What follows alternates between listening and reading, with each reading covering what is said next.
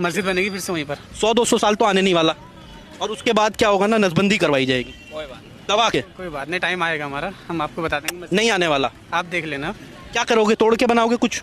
Time वो तो time पर ही बता देंगे आपको। नहीं आएगा टाइम, आएगा। दर्द बहुत है। हाँ दर्द है। कहाँ तक दर्द है? अंदर तक दर्द। हमारी मस्जिद थी वहाँ पर, हमारी मस्जिद तोड़ी गई है। नहीं आने वाला वक्त, पहले ही बता देता हूँ मैं। 200-300 साल जब तक आज योगी जी हैं, कल को प्रधानमंत्री बनेंगे, बिल्कुल नहीं आएगा। अरे ऐसा कौन रेलता है भाई? एक तो बेचारे को अंदर तक दर्द है, बरनोल देने के बजाय आप उसकी नसबंदी करवाने पे लगे हो। देखिए, अयोध्या का उत्सव लोगों ने देखा तो नंदी बाबा ने भी कहा भाई हम काहे इंतजार करें।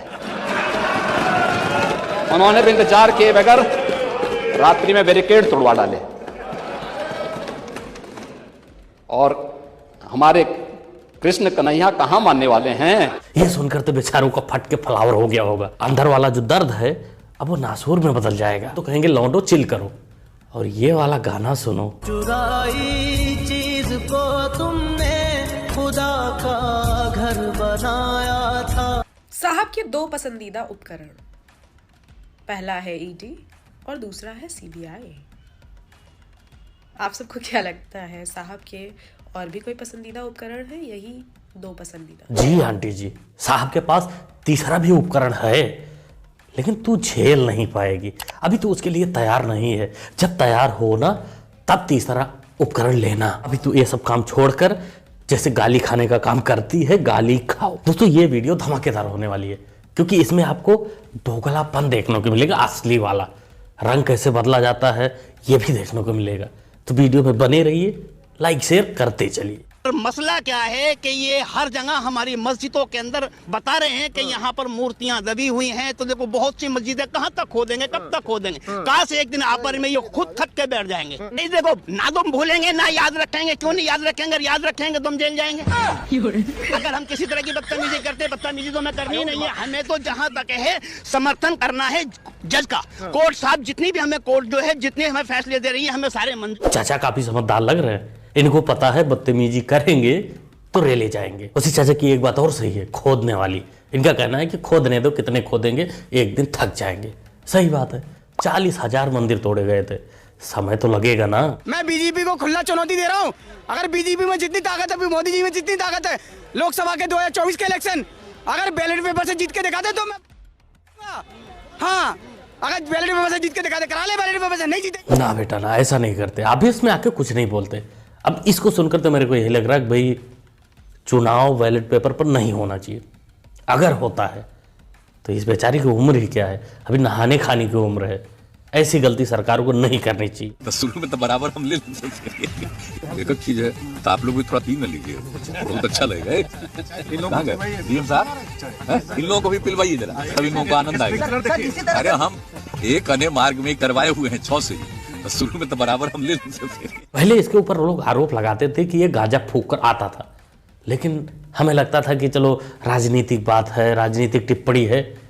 लेकिन आज तो इसने सबूत भी दे दिया, फूंकता है। अब इसने जो गठबंधन किया है दोबारा बीजेपी के साथ, फूंक के किया है कि बगैर फूंके किया है, आगे पता चल जाएगा। रोहिंग्या जो है शरणार्थी, और शरणार्थी को बसाने की जिम्मेदारी हुकूमत की है, उनको जगह देने की जिम्मेदारी केंद्र सरकार की है। तो केंद्र सरकार इनको जगह दे दे, बसा दे, कहीं यहाँ से चले जाएंगे।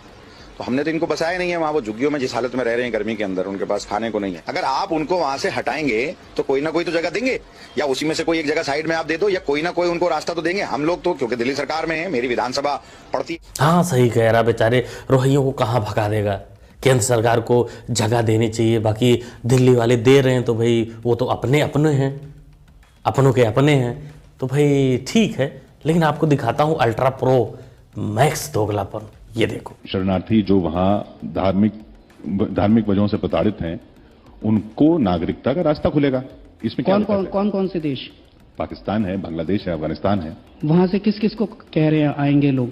धार्मिक रूप से जो प्रताड़ित हैं, हिंदू हैं, बौद्ध हैं, क्रिश्चियन हैं, उनको बुला रहे हैं जी। इनको नौकरी कौन देगा? इनको कहाँ बसाओगे? इनको घर कहाँ से दोगे?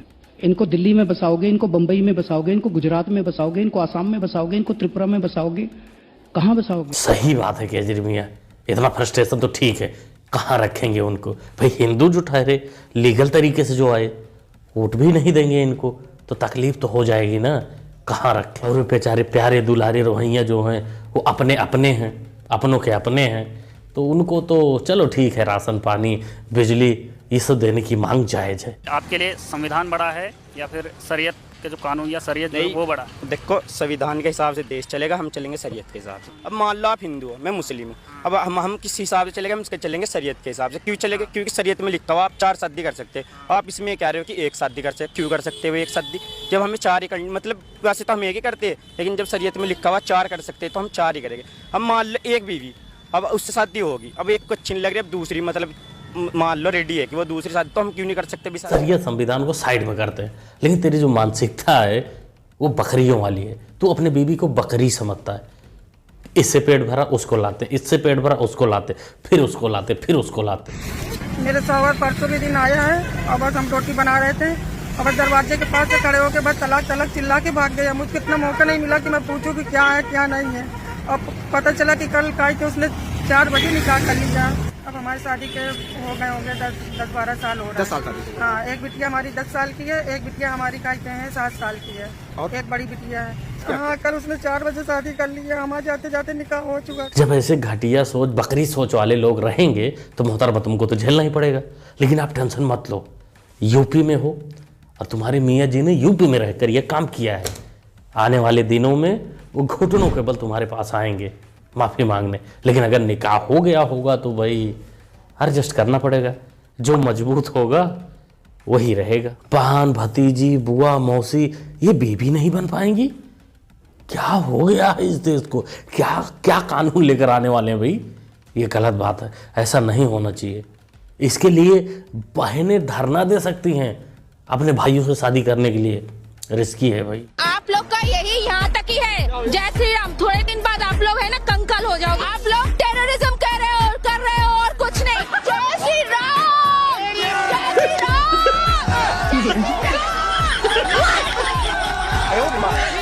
कृष्णा हरे कृष्णा, कृष्णा कृष्णा हरे राम, राम राम हरे। इसने तो वक्त बदल दिया, जज्बात बदल दिया, अपनी खोपड़ी बदल लिया। इसका हृदय परिवर्तन देखकर लग रहा है कि इसका पिछला पन्ना किसी ने पीछे से खोल दिया है, इसीलिए हरे कृष्णा करने लगी।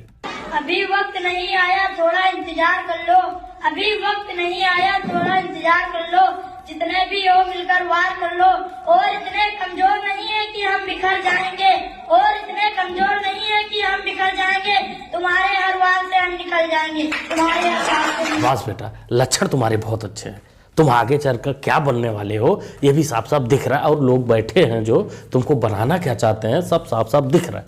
हम तो तुम्हारे घर वाले से यही कहेंगे, झोपड़ी में रहो, क्योंकि घर तो ये पक्का बुलडोजर से ढहवाएगा। अरे ये क्या हो रहा है भाई? नसीम भरो, ये गलत बात है। उसकी बीबी लौटा दो, बेचारे का भरोसा मत तोड़ो। बाकी तो जो तोड़ना था तोड़ ही चुके हो गए उधारी में, क्योंकि उधारी की चीज़ भाई चलती कैसी है आप सबको पता ही होगा। उसका कोई रूल रेगुलेशन नियम कुछ नहीं होता, चलता ही रहता है। क्या कहेंगे दोस्तों आप लोग इस न्यूज़ के बारे में? कमेंट करके बताइएगा। ओवरऑल पूरी वीडियो आपको कैसी लगी? आपने देखा पहली क्लिप में जो पत्रकार भाई ने जम के ही रेल दिया, वहीं उस पर आप क्या कहेंगे? कमेंट करके बताइएगा। मुन्ना भाई को अगर आप सपोर्ट करना चाहते हैं, सहयोग करना चाहते हैं, तो आप कर सकते हैं चैनल को सब्सक्राइब, जो कि होता है बिल्कुल फ्री। तो सब्सक्राइब करिए, जुड़ जाइए। Thanks for watching. तो आप देख रहे हैं ये ढोलक बस्ती है, और यहाँ पर आप देखेंगे कि अवैध रूप से कई सारे लोग बसे हुए हैं। अभी हमने एक व्यक्ति से बात की तो उसने बताया बातों बातों में उसके मुंह से आप कहें कि यूँ कहें कि निकल गया कि 1 साल से यहाँ पर रह रहे हैं। प्रशासन कल से ही दंगाइयों को ढूंढ रही है हर तरफ, तो इसलिए यहाँ पर काफ़ी जो है लोग डरे हुए हैं और अपने अपने घरों में दुबक कर रह रहे हैं। इन्हीं बस्तियों में से जो है प्रशासन का कहना है कि इन्हीं बस्तियों में से लोगों ने पत्थर चलाए थे, और जिससे कई लोगों की हुई है, कई लोग गंभीर रूप से घायल भी हुए हैं। तो घर में घुस-घुस कर प्रशासन लगातार जो है दंगाइयों को ढूंढने की कोशिश कर रही है।